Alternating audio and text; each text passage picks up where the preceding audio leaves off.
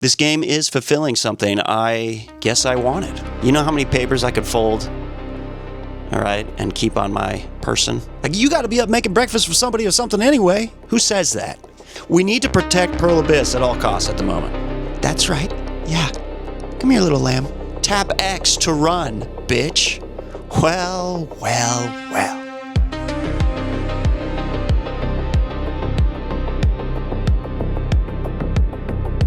Crimson Desert, 60 hours plus review, okay? I think that's a decent amount of time to say what's up with this game and what's not. I would say my barometer, if I'm enjoying a game or not, is do I play it in the morning before I leave my place?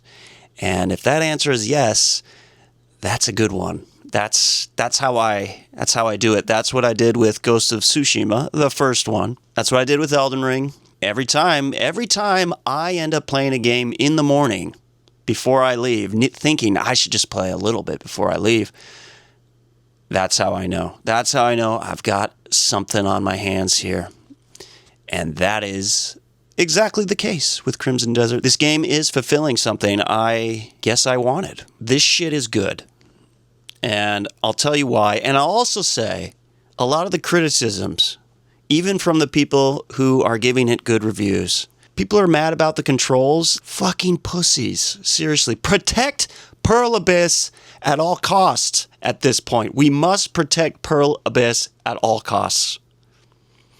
Everyone mad about the controls? They already fucked up the horse. Yep, that's me.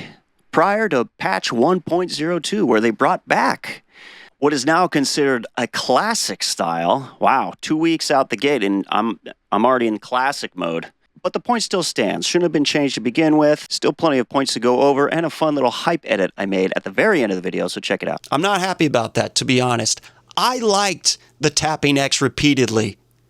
So sue me. Go ahead. But let me tell you something. It gives you micromanagement on your movement. I appreciate that, and it gives it a weight. The people that are complaining like, I just want to run fast immediately. Why do I have to tap X? Shut up, pussy. Tap X to run, bitch. Fucking tap X to run, bitch. You fucking dickwad. I haven't heard that one in a while. You fucking... Dude, what is a dickwad? Is it like a Rat King where all the dicks are all tangled up together? There are issues. I'll give you that. There are issues. There is a frustration happening with the L1R1 and the L3R3. I'm playing on the PC, but I'm playing with the PS5 controller. So for the keyboard warriors, sorry, it might be totally fucked up. I don't know. But I'm playing on PC with a controller. I've had no real issues other than those two. You're trying to do the sword gleaming thing, and you just keep swiping, you know. You just keep swiping and swiping. Or you're trying to charge your stamina or mana or whatever. You just keep doing the air punch, you know, and you're like...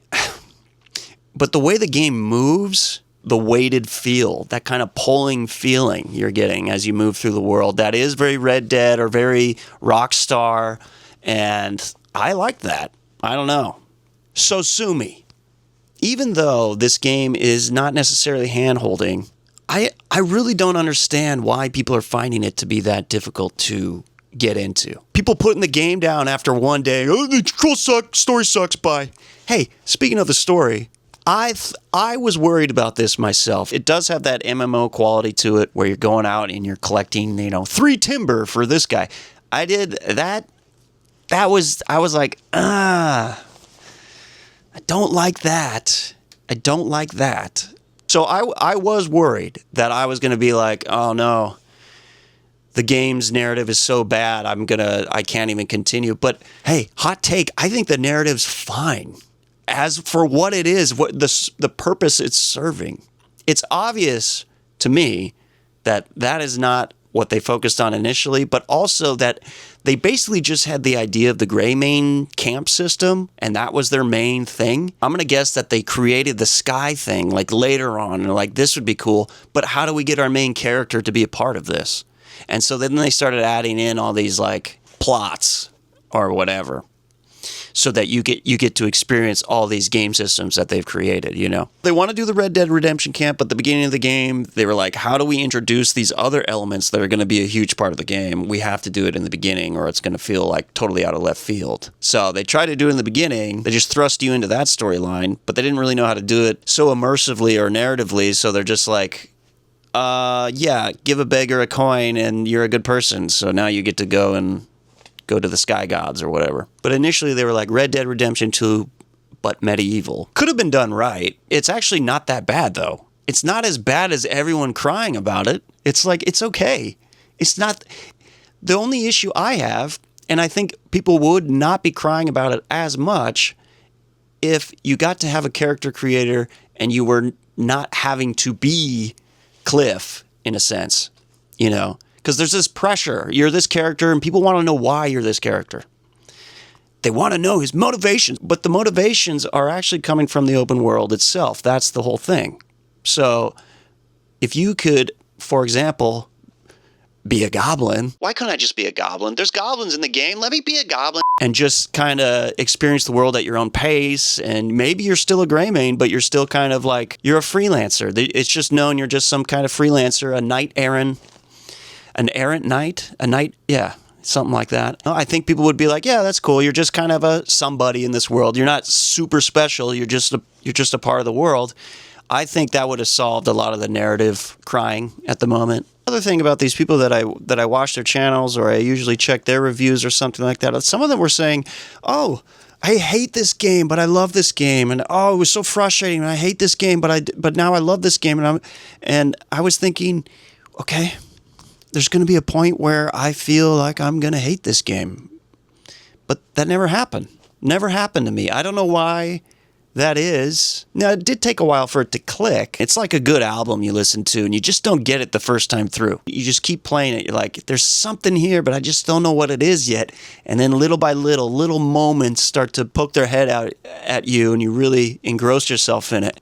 So maybe these guys are flying through the game so fast that maybe there's some over the horizon for me. I was worried about the combat. I didn't like the way it was looking with the gliding and stuff like that. This kind of trackball effect that I'm noticing. It's like the world's a trackball underneath your feet. You're not actually moving. The whole world's shifting under your feet. I'm trying not to notice it, but now that I've been learning new moves and the combat system is really showing its layers and how complex you can kind of get things going, it's so enjoyable at this point.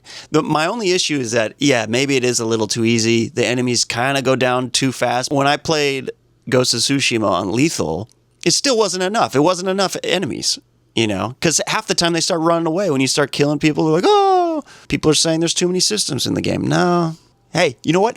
Hey, could be more. There could be more. That's right. That's right. That's right. Yeah. Come here, little lamb. Come here.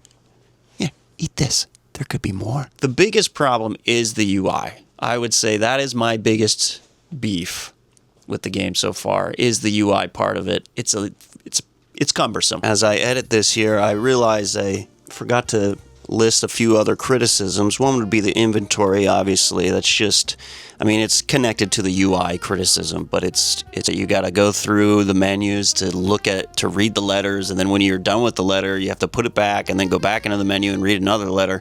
So that is a little cumbersome, you know, because it plays against itself. If you're trying to have a sense of realism in the sense that you have a limitation on how many things you can carry on your person.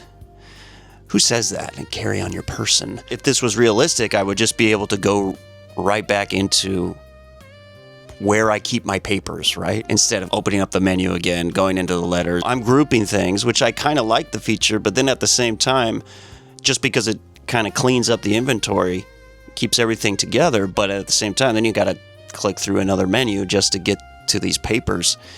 And the papers take up space. That's like, come on. You know how many papers I could fold, all right, and keep on my person? Who says that?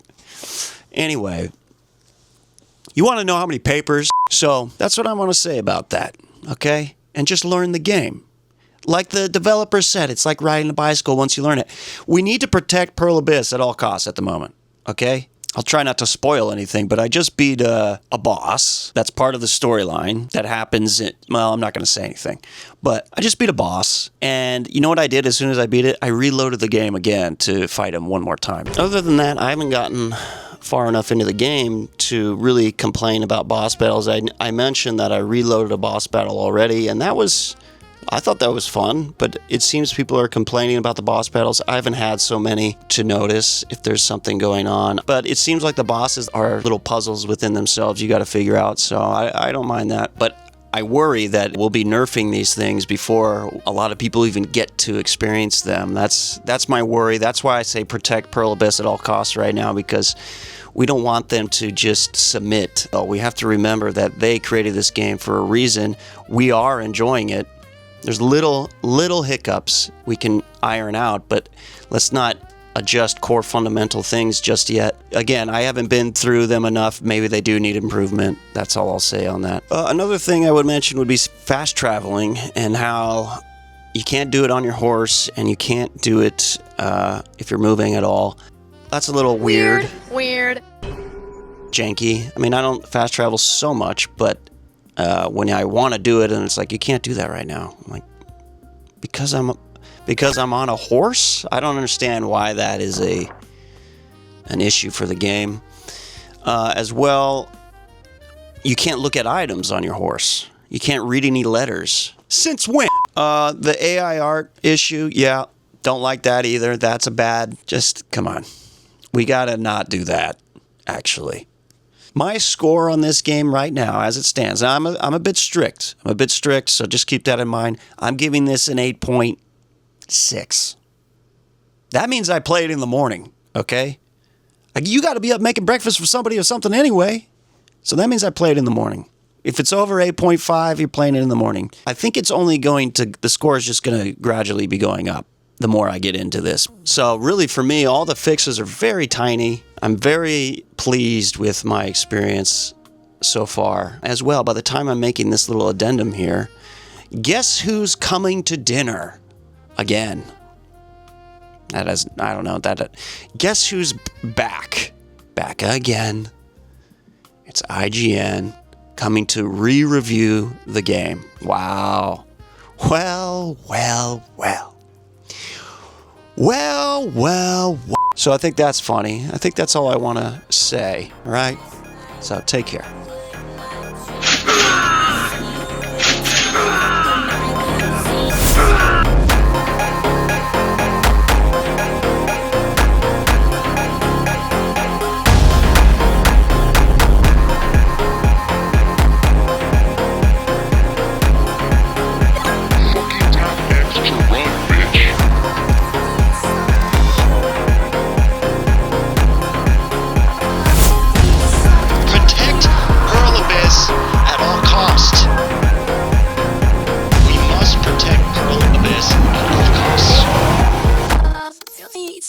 You fucking dickwad.